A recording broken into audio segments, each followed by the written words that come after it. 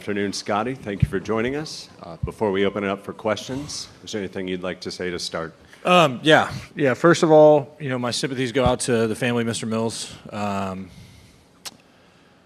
I can't imagine what they're going through this morning.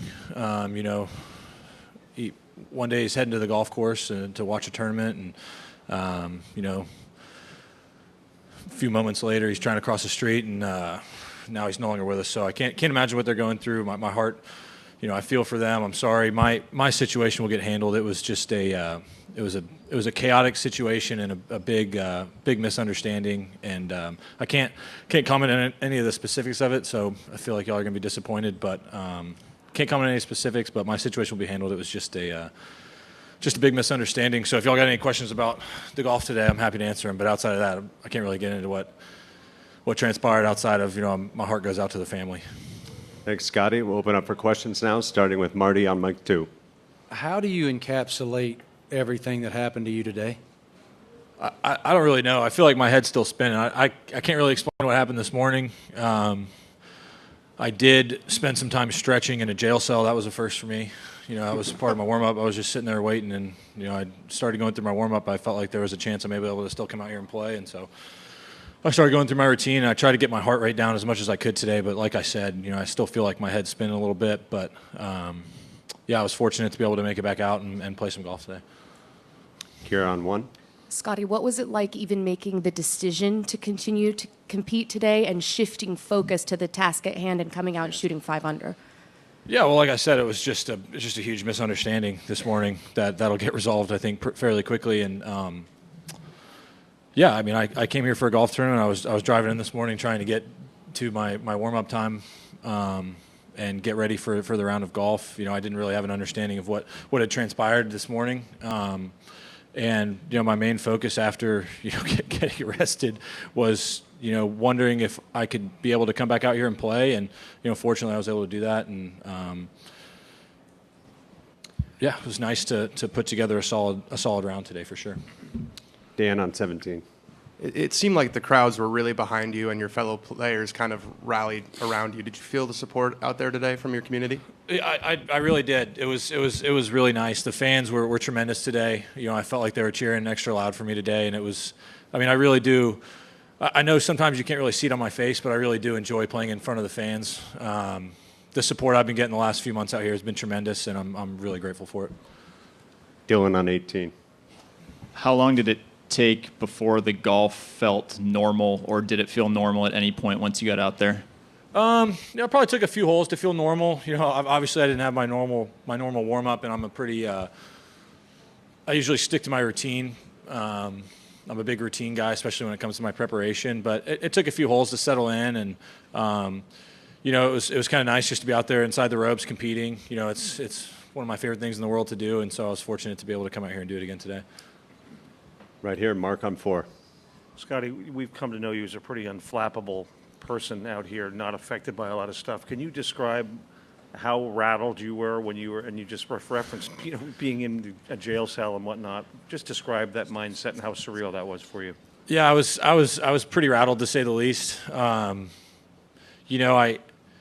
officer that took me to the jail was very kind. He was great. We had a nice chat in the car that kind of helped calm me down. And I was sitting there waiting to kind of go in. I asked him, I was like, "Hey, excuse me, can you just come hang out with me for a few minutes so I can calm down?" And I was never angry. I was just in shock, and I think my body was I was shaking the whole time. I was shaking for like an hour. It was definitely a new feeling for me. And he came out and we had a nice chat. And then the officers inside the jail were tremendous. A couple of them made some jokes, I think, when they figured out, who I was and what happened and, how I ended up there. They this one older officer looked at me as I was doing like my fingerprints or whatever, and he looks at me, he goes, "So, do you want the full experience today?" And I kind of looked at him, I was like, I don't know how to answer that. And he's like, "Come on, man, you want a sandwich?" And I was like, "Sure, I'll take a sandwich. I hadn't eaten breakfast yet." And so, they were really kind. I'm grateful to have. I'm grateful that we have such strong police, and there are protectors out there. And like I said, we just got into a chaotic situation this morning. That's really all it was. Mike 6, Jim. Thanks, Scottie. In terms of the ability to compartmentalize, How difficult was that challenge for you today once you got on the course?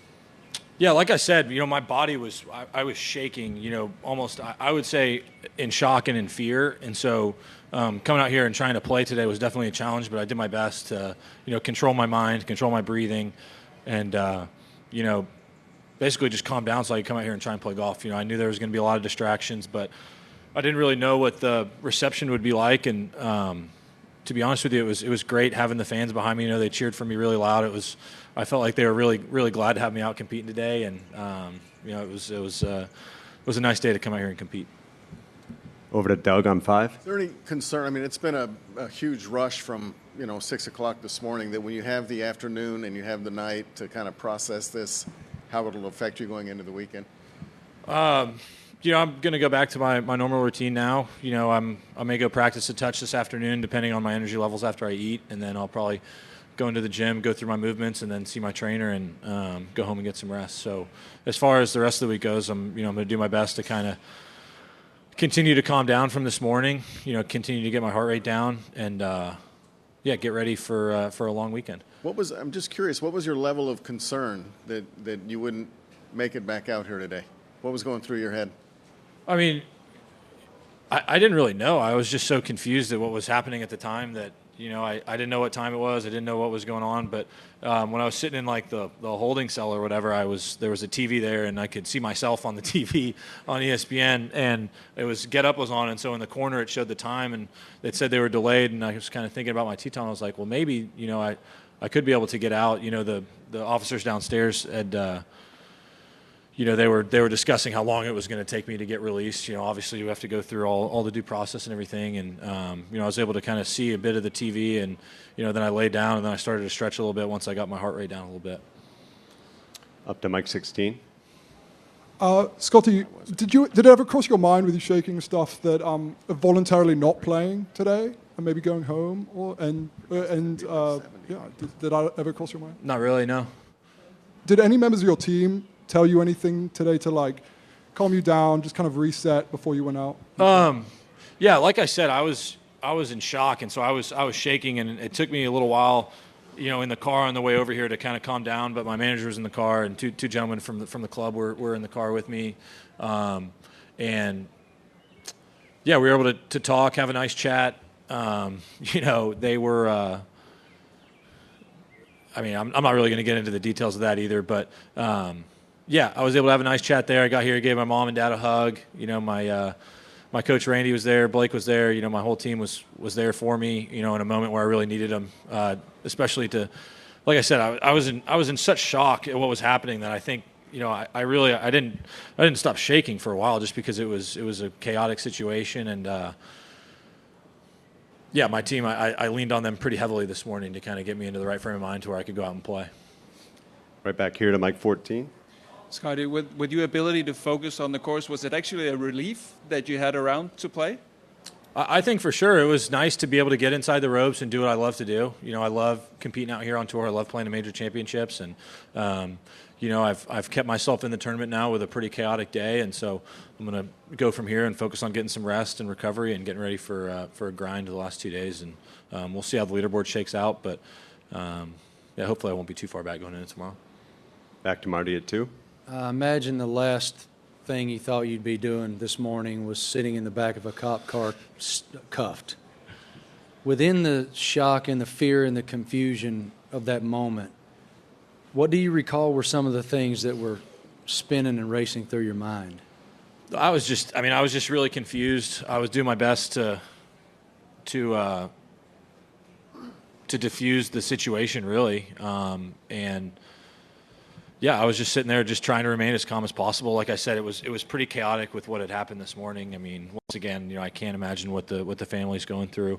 But like I said, I was doing my best to diffuse whatever was going on. And so I was just sitting there in the back of the car just listening to the police officer as, he's trying to figure out who I am, figure out my name. They were trying to find me in the system, but there was something wrong with going across state lines with the Social Security number and stuff like that. So it was... all around, it was a very, very confusing and chaotic situation, but, I did my best to just follow instructions and do as I was told as I was sitting there handcuffed. Up to Mike 18. Scottie, did you ever say it to someone this morning, like, I'm Scottie Scheffler? No. When they got me out of the car, like I said, it was very chaotic, and I said, I'm sorry, I'm just trying to get to my tee time, and outside of that, things escalated from there. I did numerous apologies and whatever, but like I said, it was chaotic. It's dark, it's raining, there's a lot of stuff going on. They just had an accident. I didn't know what had happened at the time, other than there was an accident. I didn't know that it was fatal, and like I said, my heart goes out to the family, but no, at no point did I try to name drop myself to diffuse the situation. I just tried to remain as calm as possible and just follow instructions. Over to Mike 9. At what point did you feel as if you were definitely going to make your tee time, or there would be some kind of exception made? I didn't really feel like I would make my tee time until one of the officers at the jail came by my holding cell and knocked on the window and said, "Let's go." And they said, "Get ready," and I motioned like this to start rolling out my mat. And so then I poked my head at the TV and I was like, "Oh, I might be able to get there. We'll see how bad the traffic is getting in and out." But like I said, I'm just sitting there. I don't really know what's going on. I don't really know what was going on out here. I didn't know how long the delay was. I mean, at the time, I couldn't even remember what my original tee time was. So I was just trying to do my best to stay calm. And when they took me out and we got in the car on the way here, I figured it was ready to play. And my manager asked me if I wanted to, and I was like, "Of course."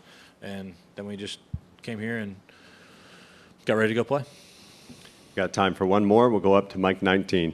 Scottie, just on the detail, how long were you actually in the cell for? And in the context of everything else, where among the sort of best rounds of your career would be a 66 after getting arrested? Yeah, I couldn't tell you how long I was in there. You don't have access to, I wasn't wearing a watch or didn't have access to my phone, so I couldn't tell you how long I was in there. But like I said, the officers at the jail were tremendous. I'm very grateful for, the people that serve, all of us across the nation. And as far as best rounds of my career, I would say it was pretty good. I definitely never imagined ever going to jail, and I definitely never imagined going to jail the morning before one of my tee times for sure. But like I said, I was grateful to be able to go out there and compete. And yeah, it was a nice round of golf. My heart goes out to the family. But outside of that, yeah, I'm glad to be out here competing, doing what I love. Thanks for your time, Scottie. Thank you.